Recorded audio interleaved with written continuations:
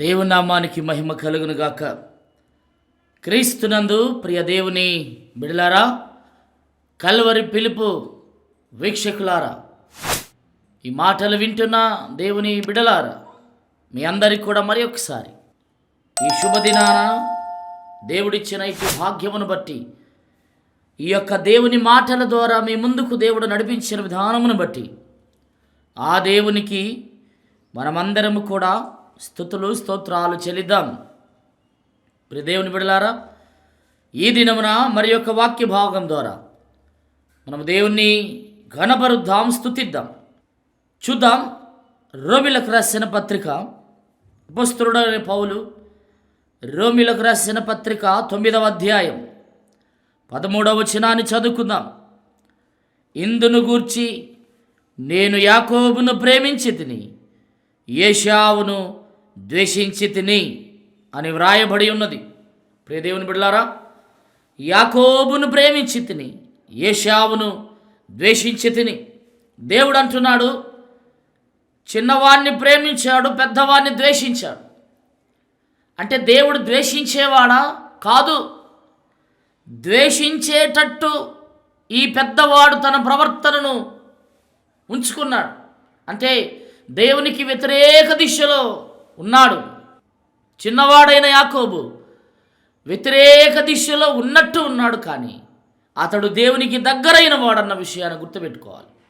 మోసగాడే, కానీ దేవుణ్ణి పట్టుకున్నవాడు యాకోబు. అందుకే ఈనాడు మన అంశము ఏశావు పోగొట్టుకొనిన 5 ఆశీర్వాదాలు. ప్రియ దేవుని బిడ్డలారా, తాను తీసుకున్న నిర్ణయాల వలన, తాను జీవించిన విధానం వలన శ్రేష్టమైన దేవుడిచ్చేవి, మనుషులిచ్చే ఆశీర్వాదాలు కాదు. మనుషులిచ్చే ఆశీర్వాదాలు కొంతకాలమే, దేవుడిచ్చే ఆశీర్వాదాలు శాశ్వతమైనవి. ఈ క్రమంలో ప్రియ దేవుని బిడ్డలారా, అతడు ద్వేషించబడ్డాడు దేవుని చేత. అతడు ఏమి ఆశీర్వాదాలు పోగొట్టుకున్నాడు?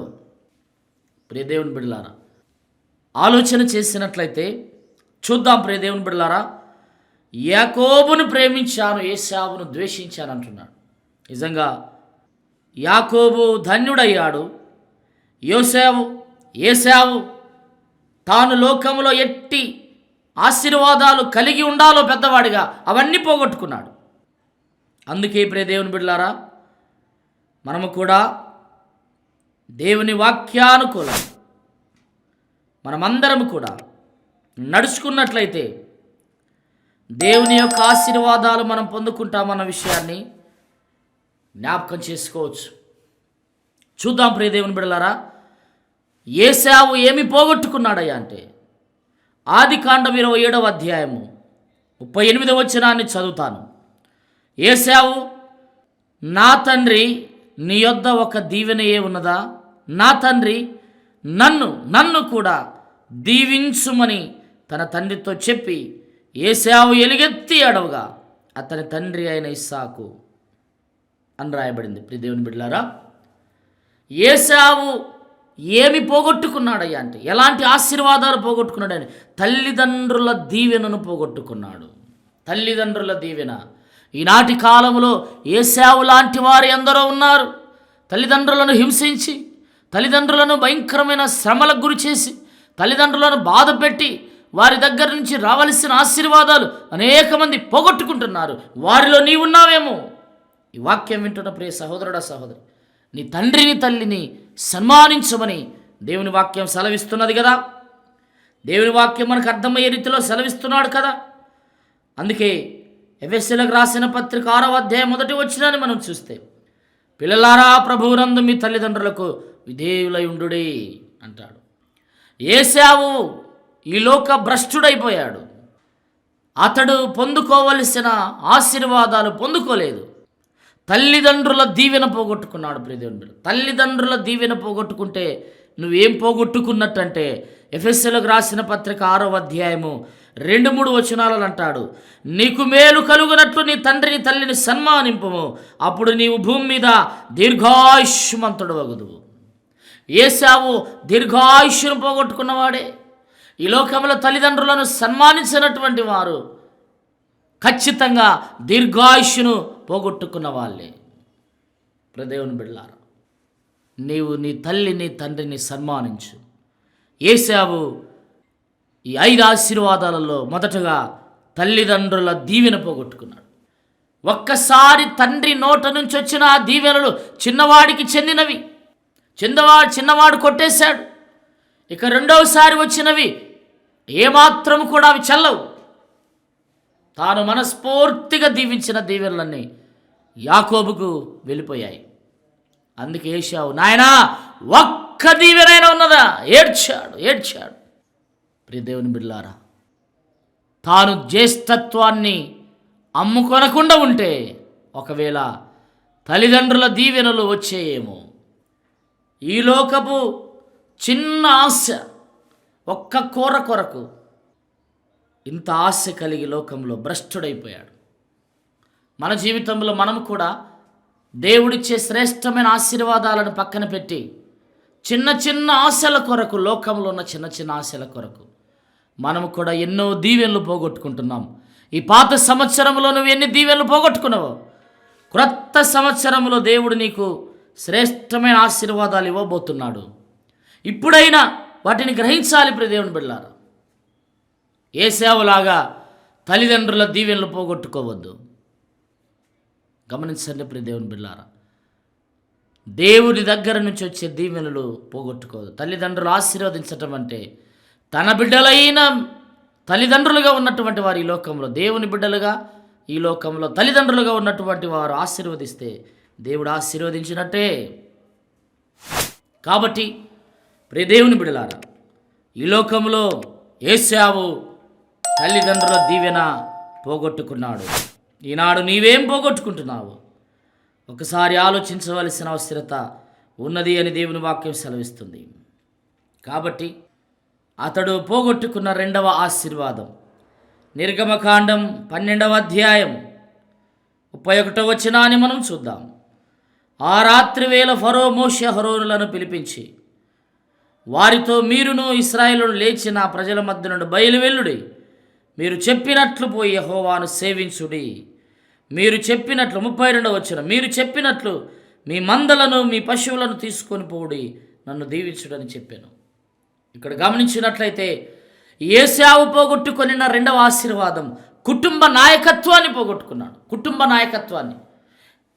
ఇక్కడ ఉన్న మోషే అహరోనులు లేవి యొక్క సంతానం. లేవి యాకోబు సంతానం. చిన్నవాడి సంతానము కుటుంబ నాయకత్వాన్ని తీసుకుంది. పెద్దవాడి సంతానం భ్రష్టత్వంలోకి పోయింది. కుటుంబ నాయకత్వం ఇశ్రాయేలు ప్రజలు నడిపించటానికి దేవుడు మోషేను ఎన్నుకున్నాడు. ఈనాడు ఆ నాయకత్వం నీలో ఉన్నదా, లేదా నీవు కూడా పోగొట్టుకొనిచున్నావా? దేవుడిచ్చే ప్రతిదీ కూడా విలువైనదే ప్రియ దేవుని బిడ్డలారా. అందుకే యాకోబును ప్రేమించి తిని ఏశావును ద్వేషించి తిని. ఏశావు ఇట్టి ఆశీర్వాదాలు పోగొట్టుకున్నాడు. నడిపించాల్సింది పెద్ద కుమారుడి సంతానమే కదా, కానీ ఇక్కడ చిన్న కుమారుడి సంతానము నాయకత్వాన్ని చేతబట్టింది. కేవలము భ్రష్ట స్వభావం వలన. ఈనాడు చాలామంది వాక్యం వింటున్న ప్రియ దేవుని బిడ్డలారా, నీవు ఎట్టి నాయకత్వాన్ని కోల్పోవచ్చును, ఎట్టి ఆశీర్వాదాలను కోల్పోతున్నావు, దేవుడిచ్చే భాగ్యాన్ని నువ్వు చేజార్చుకుంటున్నావేమో. ఒక్కసారి ఆలోచన చేద్దాం. దేవుడిచ్చిన ప్రతిదీ కూడా, దేవుడు నీకు ఇచ్చిన తలాంతులను చేజార్చుకో. దేవుడు మందిరంలో పరిచారకుడుగా నేను ఉంచాలనుకుంటున్నాడు, పరిచర్య చేయాలని ఆశపడుచున్నాడు నీ యందు. నీవు కూడా ఆయన శిష్యుడిగా ఉండాలని దేవుడు ఆశపడుచున్నాడు. కానీ నీ ఆలోచనల వల్ల నీ వాటిని దూరం చేసుకుంటున్నావు. దూరం చేసుకోవద్దు ప్రియ దేవుని బిడ్డలారా. ఏశావు తల్లిదండ్రుల దీవెన పోగొట్టుకున్నాడు, కుటుంబ నాయకత్వాన్ని పోగొట్టుకున్నాడు, ఇంకా ఎట్టి ఆశీర్వాదాలు పోగొట్టుకున్నాడు. ప్రియ దేవుని బిడ్డలారా, గమనించినట్లయితే అతడి జీవితము ఎంత అంధకారం అయిపోయిందో. మూడవదిగా ఏశావు పోగొట్టుకుని ఆశీర్వాదం యాజకత్వాన్ని పోగొట్టుకున్నాడు. తన పెద్ద కుమారుడిగా తన కుటుంబంలో నుంచి యాజకులు రావాల్సింది, చిన్న కుమారుడి కుటుంబంలో నుంచి దేవుడు యాజకులను తెచ్చాడు. ఎంత శ్రేష్టమైన మాట. అందుకే నిర్గమకాండం 28వ అధ్యాయం 3వ వచనం, అహరోను నాకు యాజకుడగునట్లు నీవు అతనిని ప్రతిష్ఠించుదువు. అతని వస్త్రములను కుట్టుటకై నేను జ్ఞానాత్మతో నింపిన వివేక హృదయములందరికీ, ప్రజలందరికీ అనగా జ్ఞానాత్మతో నింపిన వివేక హృదయులందరికీ ఆజ్ఞ ఇమ్ము అన్నాడు. దేవుని బిడ్డలారా గమనించండి, ఇక్కడ మనం తీసుకోవాల్సిన మాట, అహరోను నాకు యాజకుడు. అహరోను దేవునికి యాజకుడు అయ్యాడు, ప్రధాన యాజకుడు ఇశ్రాయేలులందరికీ. అంటే ఎట్టి భాగ్యమును యాకోబు సంతానం పొందుకున్నది. ఈ భాగ్యము పెద్ద కుమారుడైన ఏశావు కదా రావలసింది. కానీ చేజేతులారా అతడు ఇట్టి ఆశీర్వాదాన్ని పోగొట్టుకున్నాడు. దేవుని బిడ్డలారా, మన ఎడల దేవుడు ఎట్టి ప్రణాళిక కలిగి ఉన్నాడు. మన యందు ఆయన గొప్ప ప్రణాళిక కలిగి ఉన్నాడు. మనం ఎప్పుడైనా ఆయన ప్రణాళికకు తగ్గట్టు జీవించాలి, కానీ ఆయన ప్రణాళికకు అవిధేయులుగా మనము జీవించకూడదు అన్న విషయాన్ని గుర్తుపెట్టుకోవాలి. దేవుని మనం అడగవలసింది ఏంటంటే, నాయనా నీ చిత్తం ఏమై ఉన్నదో, నీ చిత్తానుకూలంగా నన్ను నడిపించు నాయనా అని దేవుని అడగాల. దేవుని బిడ్డలారా, ఇక్కడ ఏశావు తల్లిదండ్రుల దీవెన పోగొట్టుకున్నాడు, కుటుంబ నాయకత్వాన్ని పోగొట్టుకున్నాడు, యాజకత్వాన్ని పోగొట్టుకున్నాడు. నాలుగవదిగా తాను ఏం పోగొట్టుకున్నాడయ్యా అంటే, మనం చూసినట్లయితే మొదటి సమూయేలు గ్రంథం 10వ అధ్యాయం 1వ వచనాన్ని చదువుదాం. అప్పుడు సమూయేలు తైలపు బుడ్డి పట్టుకొని సౌలు తల మీద తైలము పోసి అతని ముద్దు పెట్టుకొని, యెహోవా నిన్ను అభిషేకించి తన స్వాస్థ్యం మీద అధిపతిగా నియమించి ఉన్నాడు అని చెప్పి ఇలాగ సెలవిచ్చెను. అనగా సౌలును ఇశ్రాయేలు ప్రజలకు మొదటి రాజుగా దేవుడు ఎన్నుకున్నాడు. బెన్యామీను గోత్రానికి చెందిన సౌలు. అనగా ఏశావు ఏం పోగొట్టుకున్నాడయ్యా అంటే, రాజరికాన్ని పోగొట్టుకుండు. ఎంత భాగ్యాన్ని పోగొట్టుకుండు. ఒక్క ఆశ ఇన్ని ఆశీర్వాదాలను పోగొట్టింది. ఈనాడు నీలో ఉన్న ఒక్క ఆశ వేటిని దూరం చేస్తుందో ఆలోచన చేయాలి. ఏ ఆశ కలిగి ఉన్నావో, ఎట్టి భ్రష్ట తలంపు కలిగిన ఆశ కలిగి ఉన్నావు, ఆ ఒక్క ఆశ వలన నీవు లోకంలో అన్ని దూరం చేసుకుంటున్నావు. ఏశావు అన్ని దూరం చేసుకున్నాడు. నీ హృదయానికి తెలుసు నువ్వు భ్రష్టలోకంలో ఉన్నావు. నీ హృదయం కూడా భ్రష్టత్వంలో ఉందా, లేదా ఆత్మీయతలో ఉందా? ఒక్కసారి వాక్యాన్ని వింటున్న నిన్ను నువ్వు పరీక్షించుకోవాలి. మనము పరీక్షించుకోవాలి. ఏశావు గొప్ప రాజరికాన్ని పోగొట్టుకున్నాడు. ప్రియదేవుని బిడ్డలారా, ఏశావు లాంటి వాళ్ళు ఎంతమంది ఉన్నారు? నువ్వు ఈ లోకంలో ఏమేం పోగొట్టుకుంటున్నావు, వేటిని దూరం చేసుకుంటున్నావో లోకంలో ఉన్న చిన్న చిన్న ఆశల కొరకు. ఈ లోకపు ఆశలు ఒక దినాన నశించిపోయాయి. ఈ లోకపు ఆశలు ఒక దినాన క్షీణించిపోయాయి. ఈ లోకపు ఆశలన్నీ ఒక దినాన మట్టిలో కలిసిపోయాయి. పరసంబంధమైన దేవుని ఆశలను కలిగి ఉంటే, ఆలోచనలు కలిగి ఉంటే, వాటి ఆచరణలో పెడితే నువ్వు ఎట్టి గొప్ప భాగ్యమును పొందుకుంటావో అది మాటల్లో చెప్పలేము కదా ప్రియ దేవుని బిడ్డలారా. అందుకే ఏశావు గొప్ప ఆశీర్వాదాలు పోగొట్టుకున్నాడు. 5 ఆశీర్వాదాలు పోగొట్టుకున్నాడు. అందుకే దేవుడు యాకోబుని ప్రేమించి తిని, ఏశావును ద్వేషించి తిని. 5 ఆశీర్వాదాలలో తల్లిదండ్రుల దీవెన పోగొట్టుకున్నాడు, కుటుంబ నాయకత్వాన్ని పోగొట్టుకున్నాడు, యాజకత్వాన్ని పోగొట్టుకున్నాడు, గొప్ప రాజులు అనుభవించవలసిన రాజరికాన్ని పోగొట్టుకున్నాడు. చివరిది ఏంటంటే ప్రియ దేవుని బిడ్డలారా, చివరిది దేవుణ్ణే పోగొట్టుకున్నాడు. ఇది మరీ ఘోరమైన మాట. దేవుణ్ణే పోగొట్టుకున్నాడు.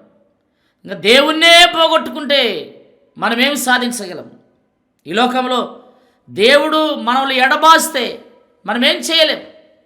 అందుకే ఇందాక మనం చదువుకున్న రోమిలకు రాసిన పత్రిక మనం చూసినట్లయితే ప్రియ దేవుని బిడ్డలారా, 9వ అధ్యాయం 13వ వచనంలో మనం చదివాం.